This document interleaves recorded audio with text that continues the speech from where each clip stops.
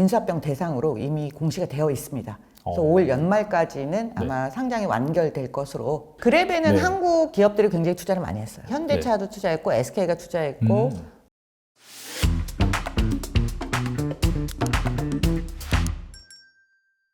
지금까지 C에 대해서 좀 알아봤는데 C 말고도 또 몇몇 기업이 있잖아요. 네. 또 그 중에서 어떻게 본다면은 그 관광으로 좀 이렇게 네. 동남아를 많이 가신 분들 같은 경우에 가장 친근하게 접한 그런 기업일 수가 있는데 그 그랩이 있어요, 그죠? 네. 그랩이 있는데 그 박사님 책에 보면 카카오페이, 카카오뱅크, 택시, 카카오 쇼핑을 합쳐놓은 기업이다 이렇게 이제 표현을 하셨더라고요. 사실 뭐 그냥 동남아의 우버다 그 정도로만 알고 있거든요.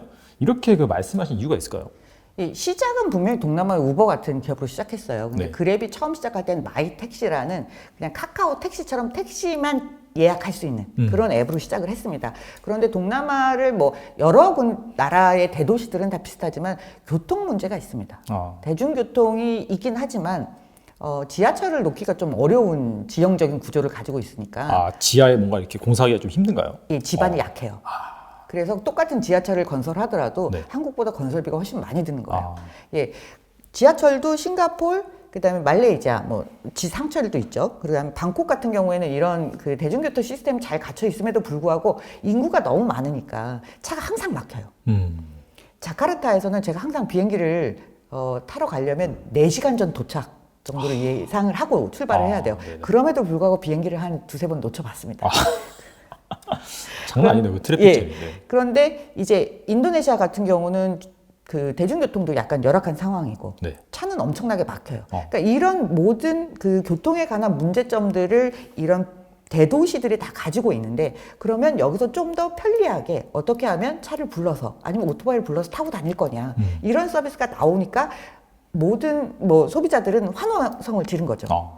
옛날에는 내가 직접 택시 운전기사하고 뭐 갈래요 말래요부터 시작해서 뭐 가격 흥정을 해야 되고 이런 상황들이 굉장히 많이 있었거든요. 바가지 요금 문제도 있었고. 근데 이런 문제를 디지털 서비스로 옮겨가면서 빠르게 제시를 해준 거예요. 해법을 빠르게 제시해 주다 보니까 사람들이 이런 서비스의 편리함을 한번 겪고 나면 불편한 상황으로 다시 돌아가기는 굉장히 어렵습니다. 그렇죠.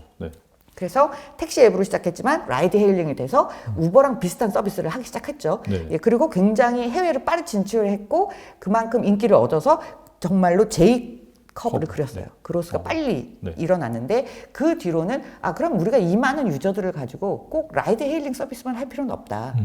왜냐하면 아까 말씀드린 대로 이런 그 페이먼트 문제, 항상 카드가 없는 사람들을 위한 페이먼트 문제가 있었기 때문에 현금보다는 그러면 어떻게 빠르게 편리하게 지불, 결제, 송금을 할 수 있을까? 그래서 그랩도 역시 페이먼트를 들고 와요.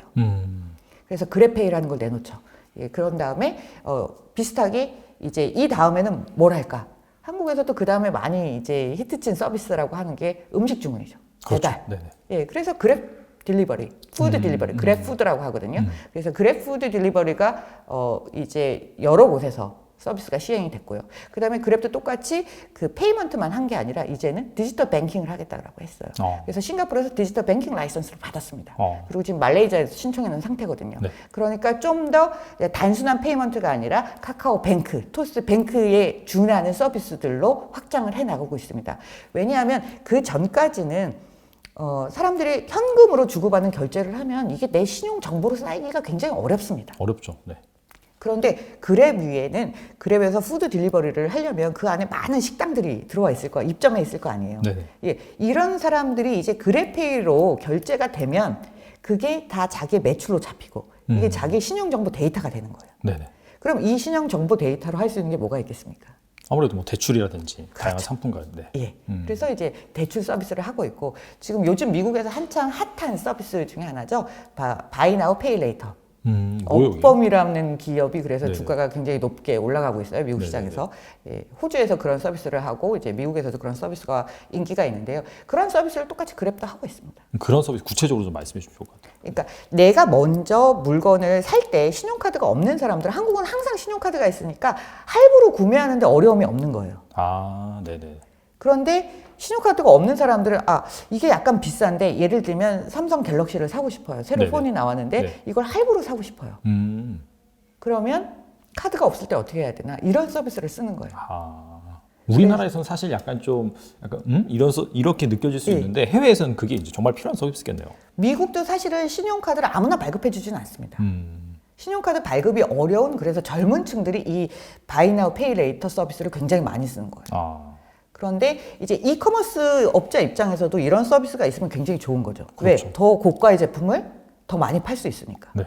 그래서 이제 그 이커머스 사이트에 들어가 보면 거기에 이런 서비스들을 따로 클릭할 수 있게 해놨어요. 옵션으로. 이걸로 사시겠습니까? 예. 그렇다 보니까 이커머스는 이커머스대로 매출이 늘고 소비자 입장에서는 내가 한꺼번에 다 현금으로 결제하지 않고 이제 나눠서 낼 수 있으니까 훨씬 더 편리하게 서비스를 쓸 수 있고. 예. 그런 서비스들을 지금 다 하고 있습니다. 이게 자연스럽게 이제 커머스랑 그게 금융이랑 결합될 수밖에 없는 그런 구조로 가고 있네요. 보니까. 예.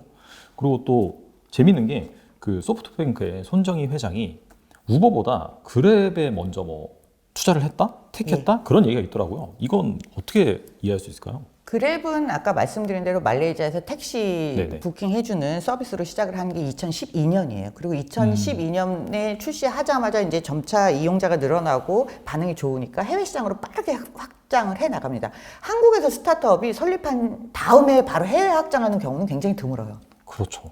그런데 그랩은 2013년부터 해외로 진출하기 시작합니다. 그리고 본사를 싱가포르로 옮겨요.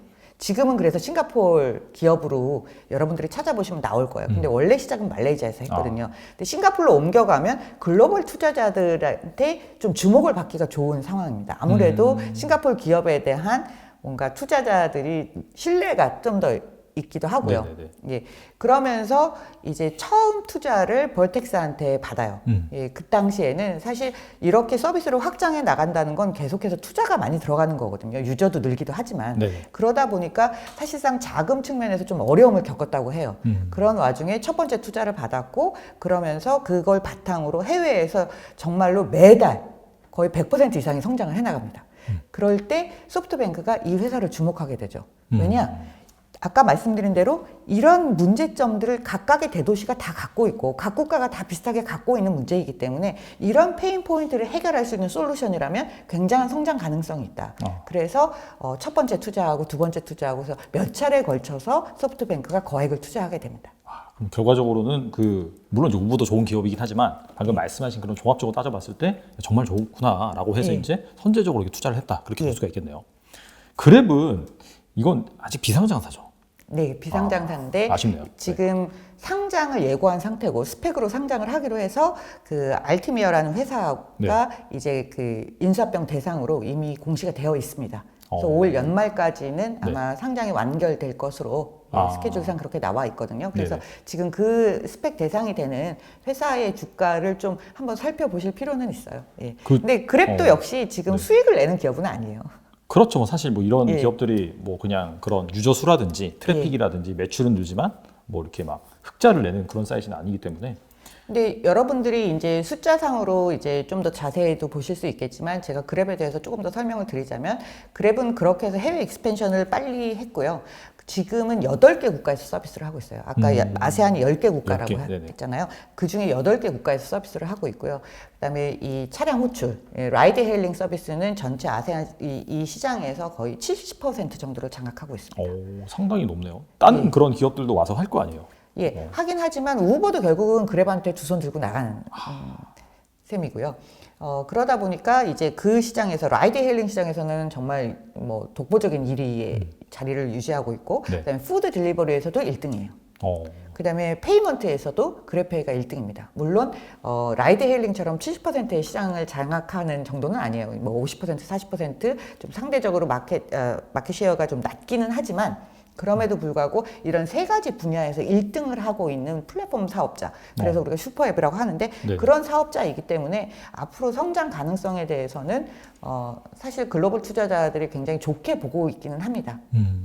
여기는 상장하면 그러면 미국 증시에 상장하는 거죠? 그렇죠. 스펙이랑 합병을 해서 그렇죠. 그게 이제 올해 연말에 예고되어 있다. 그 정도 참고하시면 될 것 같고, 이거 보면 제가 개인적으로 아는 그냥 지식을 말씀을 드리면 우리나라에 그 DPC라는 업체가 있어요. 자회사가 이제 스틱 인베스트먼트라고 있는데 거기가 이제 뭐 DPC랑 합병을 한다고 했는데 거기에서 그 그랩 투자를 한 걸로 알고 있어요. 그냥 참고하시라고 제가 말씀을 드리고요. 예, 그랩에는 한국 기업들이 굉장히 투자를 많이 했어요. 그렇죠. 뭐 우리나라 그 현대기아차도 투자하지 않았나요? 예, 현대차도 투자했고 SK가 투자했고 그다음에 말씀하신 스택 인베스트먼트, 네네. 그다음에 파이낸셜 쪽으로도 신세계하고 하나 이런 네네. 쪽에서도 최근에까지 투자를 했습니다. 아무튼 뭐 기대를 해봐도 좋을 것 같습니다. 그리고 이제 그랩이랑 약간 좀 비슷한 컨셉의 그런 인도네시아 쪽 맞나요? 네. 고잭이라는 기업이 있어요. 예. 그 기업 같은 경우에는 또 뭐 아마존, 우버, 페이팔 뭐 이런 것들을 또 합쳐놓은 기업이다라고 말씀하셨는데 약간 그랩 얘기하면은 그 고잭, 고투? 지금 이제 고투가 됐나요? 예. 네. 이 얘기를 하는데 약간 좀 그랩과 비교해서 고투는 또 어떤 매력을 가지고 있는지 그것도 궁금합니다. 예, 고잭은 제가 조금 더 부연 설명을 많이 드릴게요. 왜냐하면 네네. 그랩 같은 경우는 여러분들이 많이 이용해 보신 그쵸. 분들도 계시니까. 놀러 가면 항상 예, 이용하니까. 네. 예. 네. 고잭은 지금 고투그룹이 된 그 고투그룹은 이제 고잭이라는 회사와 토코페디아라는 회사 두 개가 합병된 것을 우리가 이제 고투그룹이라고 해요. 예, 토코페디아는 원래는 인도네시아에서 1등 이커머스 기업입니다. 아, 네네. 네, 고잭은 이제 라이드 헤일링, 그다음에 뭐 고페이, 파이낸셜, 뭐 그 이외에도 굉장히 많은 다양한 서비스들을 하고 있는 이제 슈퍼 앱인데요. 고잭의 시작은 원래 오토바이 택시를 전화로 연결해 주는 서비스였어요. 아까 말씀드린 대로 다 차가 막히고 뭐 차를 불러서 타고 다니고 뭐 이런 택시를 불러서 타고 다니고 뭐 이렇게 했는데 사실 인도네시아 자카르타 같은 경우는 워낙에 차가 막힙니다. 차를 부르든 택시를 타든 뭘 하든 기본적으로 차가 너무 많이 막혀요. 예, 이러다 보니까 사람들이 선호하는 대중교통 수단이 오토바이예요. 그게 자기, 대중교통이에요? 예, 그러니까 자기 오토바이를 타고 다니기도 하지만 네. 동네 이렇게 나가면 오토바이 기사들이 이렇게 기다리고 계세요. 옛날에는 네네. 그러면 아저씨 시내까지 우리로 치면 뭐 광화문까지 얼마에 가실래요? 이렇게 해서 내고를 해서 그걸 타고 다니는 게 네네. 이제 그런 드라이버, 그런 오토바이 택시를 우리가 오잭이라고 불렀어요. 그래서 오잭에서 따와서 고잭이라는 이름이 붙은 건데요.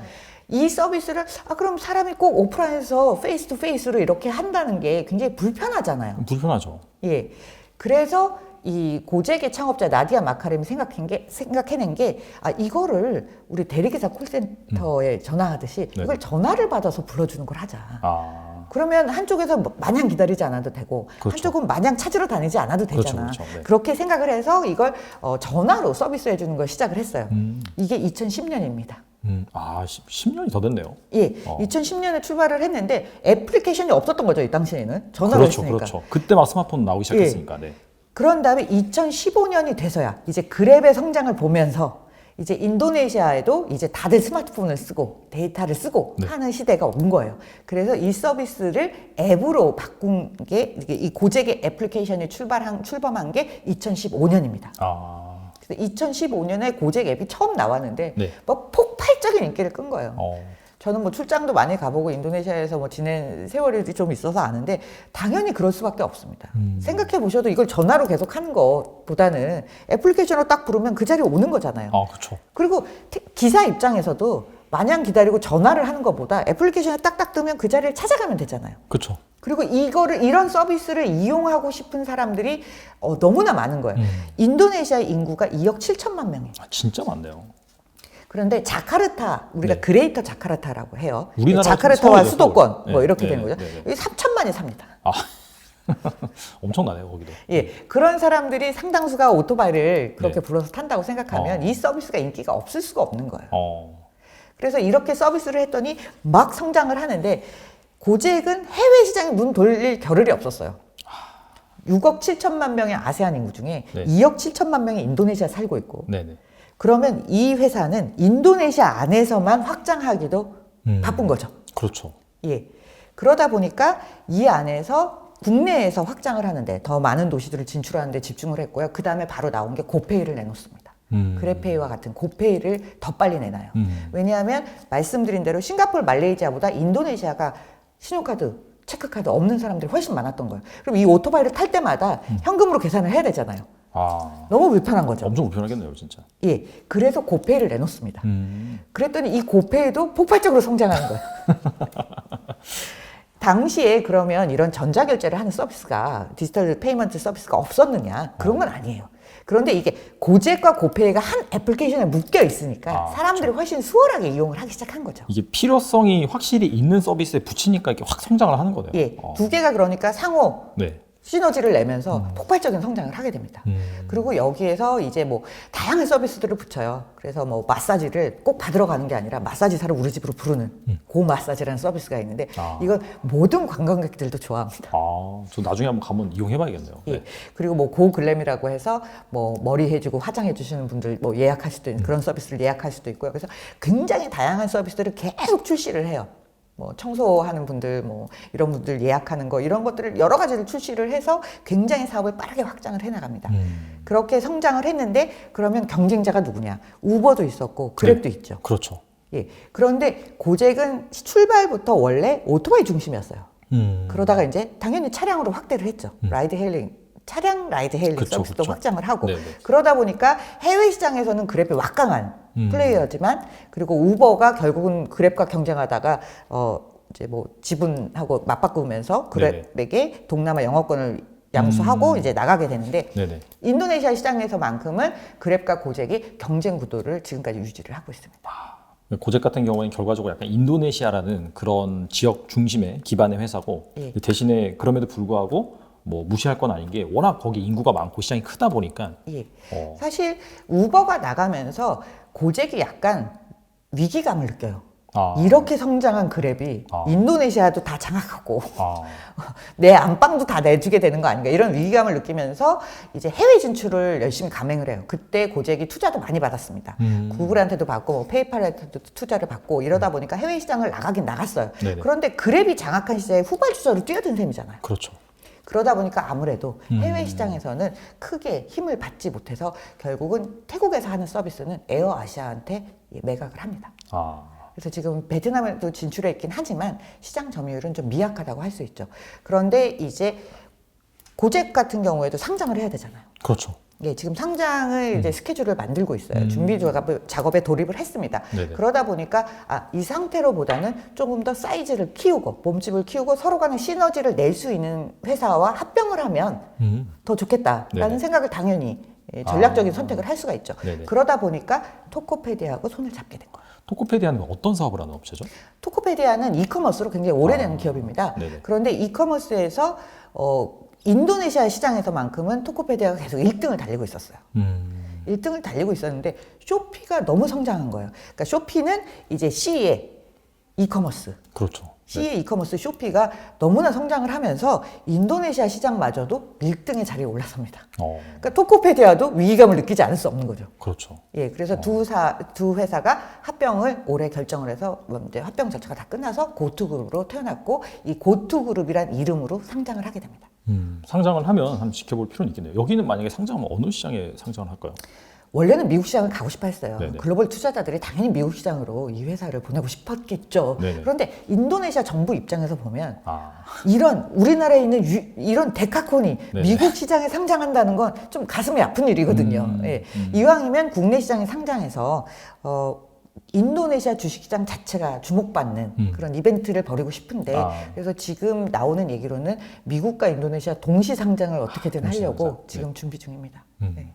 그리고 이 고투 관련해서 그 에피소드가 또 있는데 창업자가 무슨 장관이 됐다 이런 얘기가 있더라고요.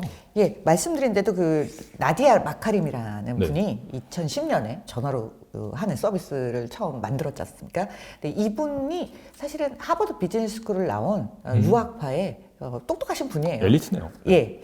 그리고 사실 그랩의 창업자도요 경쟁자잖아요. 네. 그랩의 창업자 안소니 탄, 후일링 탄도 역시 하버드 비즈니스 스쿨 출신이에요. 그래서 이 세 명이 서로 잘 아는 사이인데 경쟁자인 거죠.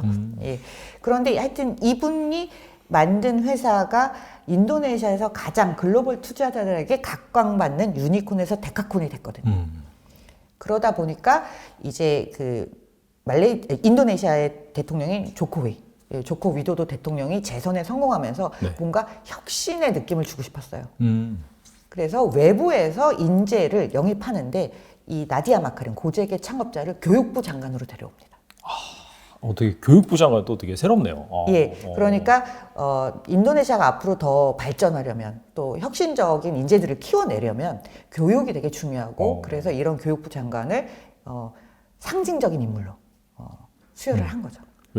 제가 볼 때는 굉장히 좋은 선택이었다고 봐요. 저도 그렇게 보는 게 옛날에는 막 뭐 우리 같은 경우에 뭐 사법고시 뭐 1등한 사람 아니면은 막 수능 제일 잘 본 사람 그런 사람이 약간 좀 각광을 받는다라고 하면 확실히 좀 교육의 그런 지향점이 여기서 딱 나오네요. 예. 이런 것들을 보면 좀 그 인도네시아도 그렇고 동남아 시장이 확실히 좀 성장 가능성이 있다 이런 네. 부분을 간접적으로 좀 느낄 수 있는 것 같습니다.